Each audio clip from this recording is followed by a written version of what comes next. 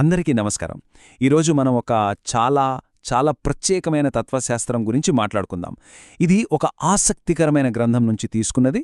అసలు మన ఆలోచనలకి, ప్రకృతికి సంబంధమేంటి, ఎలా ముడిపడి ఉన్నాయి అన్నది ఇది మనకు చూపిస్తుంది.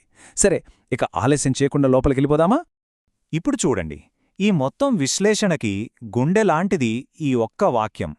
నన్ను ఓడించాలంటే మీరు ప్రకృతి కావాలి. వినడానికి చాలా గూఢంగా, ఏదో పజిల్లాగా అనిపిస్తోంది కదూ? అంటే ఏంటి? ఒకరిని ఓడించాలంటే ప్రకృతిగా మారిపోవాలా? దీని వెనకున్న అసలు అర్థమేంటో తెలుసుకుందాం. సో ఇక్కడే మనకు అసలైన ప్రశ్న తలెత్తుతుంది. ప్రకృతి గురించి ఆలోచించడం వేరు, కానీ ప్రకృతిగా ఆలోచించడం అంటే ఏంటి? ఈ రెండింటి మధ్య ఉన్న తేడా ఏంటి? రండి, ఈ భావన లోపల ఏముందో పొరలు పొరలుగా విప్పిచూద్దాం. సరే, మొదటి భాగం చూద్దాం. ఇది ఒక తాత్వికమైన పజిల్ లాంటిది. ఈ రహస్యాన్ని అర్థం చేసుకోవడానికి కావలసిన పునాది ఇక్కడే పడుతుంది. ఇప్పుడు ఆ మొదటి వాక్యం వెనకున్న ఫిలాసఫీ కొంచెం కొంచెంగా అర్థమవుతోంది కదూ? ఒక ఐడియా అనేది ప్రకృతిలో నిజంగా ఉన్నదానిమీద ఆధారపడి ఉంటే దాన్ని మనం కేవలం నమ్మకం పేరుతోనో లేక అథారిటీతోనో కొట్టిపారేయలేం. దాన్ని కాదనుకోవాలంటే ప్రకృతి నుంచే ఇంకా బలమైన రుజువు తీసుకురావాలి, అంతే. ఇక రెండో భాగానికొస్తే ప్రకృతి లోపల ఆలోచించడం. మన ఆలోచనలు అసలు ఎక్కడ మొదలవుతాయో చూద్దాం. ఇక్కడ చాలా సింపుల్గా కాని చాలా పవర్ఫుల్గా ఒక విషయం చెప్తున్నారు. మన ఆలోచనలు గాల్లోంచి ఊడిపడవు. ప్రతి ఆలోచనకు మూలమెక్కడుంది? ప్రకృతిని గమనించడంలోనే. చూడండి, మొదట ప్రకృతి, దాన్ని పరిశీలించడం, ఆ పరిశీలన నుంచి వచ్చేదే ఆలోచన. అంత సింపుల్ అన్నమాట. ఇది కేవలం ఫిలాసఫీలా అనిపించినా నిజానికి సైన్స్ వెనక ఉన్న పద్ధతి కూడా ఇదే కదా. సైన్స్ ఏం చేస్తుంది? ప్రకృతిని గమనిస్తుంది, ఆధారాలు సేకరిస్తుంది, ఆ తర్వాతే ఒక నిర్ణయానికొస్తుంది. అంటే మన ఆలోచనలు వాస్తవానికి దగ్గరగా ఉండాలి. ఈ ప్రాసెస్ మనందరికీ తెలిసిందే. సరే, ఇప్పుడు మూడో భాగంలోకి వెళ్దాం. మనస్సు కూడా ప్రకృతే. ఈ కనెక్షన్ ఏంటో ఇంకాస్త లోతుగా చూద్దాం. ఈ స్లైడ్ చాలా ముఖ్యం. మనందరం సాధారణంగా ఏమనుకుంటాం?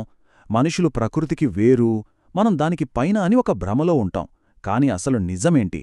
ప్రకృతి అనే ఒక పెద్ద చెట్టు ఉంటే దానిలో జీవం ఒక కొమ్మ, ఆ కొమ్మలో మనం కూడా ఒక భాగం, అంతే.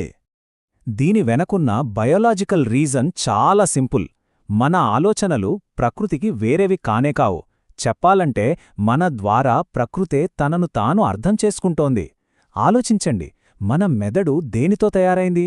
ఈ భూమిమీద దొరికే కార్బన్, ఆక్సిజన్, నైట్రోజన్, అవే కదా. ఇక నాలుగో భాగం, అదే ఈ ప్రకృతితత్వ ఫ్రేమ్వర్క్. ఇప్పటిదాకా మనం మాట్లాడుకున్న పాయింట్స్ అన్నింటినీ కలిపి ఒక పద్ధతిగా చూద్దాం.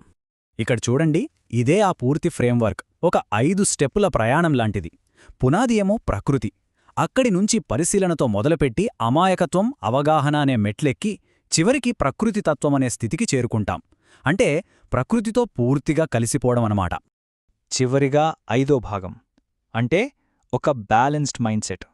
ఈ ఫ్రేమ్వర్క్ వల్ల మనకు ఎలాంటి దృక్పథం వస్తుందో చూద్దాం. ఈ ఫ్రేమ్వర్క్లో మొదటి మెట్టు ఏంటంటే అమాయకత్వం. అమాయకత్వం అంటే తెలివితక్కువతనం కాదు. దాని అర్థం మనసులో ముందే కొన్ని అంచనాలు, అభిప్రాయాలు పెట్టుకోకుండా ఉండటం.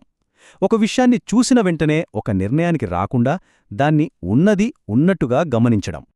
అలా అమాయకత్వంతో, ఓపెన్ మైండ్తో గమనించినప్పుడు వచ్చేదే అవగాహన, అంటే క్లారిటీ. అప్పుడు మనకు విషయాల మధ్య ఉన్న కనెక్షన్స్, వాటి వెనుకున్న ప్యాటర్న్స్ అన్నీ స్పష్టంగా కనిపించడం మొదలవుతాయి. ఈ రకమైన అవగాహన వచ్చినప్పుడు మనలో ఒక వైఖరి పుడుతుంది. దాన్ని ఈ మూలగ్రంథం ఒక కొత్త పదంతో పిలుస్తోంది, విత్ లవ్ నాలెడ్జీ, అంటే ప్రేమతో కూడిన అవగాహన లేదా జ్ఞానం. సో విత్ లవ్ నాలెడ్జీ అంటే కేవలం ఒక పదం కాదు, అదొక జీవన విధానం. దానిలో ఏమేముంటాయి? గౌరవం, తెలుసుకోవాలనే ఉత్సుకత, శ్రద్ధ, ఇంకా ముఖ్యంగా ప్రకృతిని కంట్రోల్ చేయాలనే ఆధిపత్యం బదులు దాంతో కలిసి పనిచేయాలనే సహకారం. మనం కూడా ప్రకృతిలో భాగమే అని తెలిసినప్పుడు ఇది చాలా సహజంగా వస్తుంది. మొత్తం తత్వశాస్త్రాన్ని ఈ ఒక్క వాక్యం అద్భుతంగా చెప్తుంది. చెట్టును బలవంతం చేయకుండా విత్తనాన్ని నాటండి, అంటే పనులను సహజంగా జరగనివ్వాలి. ఫలితాల కోసం తొందరపడకూడదు, వాటిని బలవంతం చేయకూడదు. సో ముగించే ముందు ఒక ప్రశ్నతో వదిలేస్తాను. మనమెప్పుడూ సమాధానాల కోసమే కదా వెతుకుతాం. కాని ఒకసారి ఆ సమాధానాల వేటను ఆపి కేవలం పరిశీలనతో మొదలుపెడితే అప్పుడీ ప్రపంచం మనకు ఎలా కనిపిస్తుంది? మన అవగాహన ఎంత మారిపోవచ్చు? ఒక్కసారి ఆలోచించండి.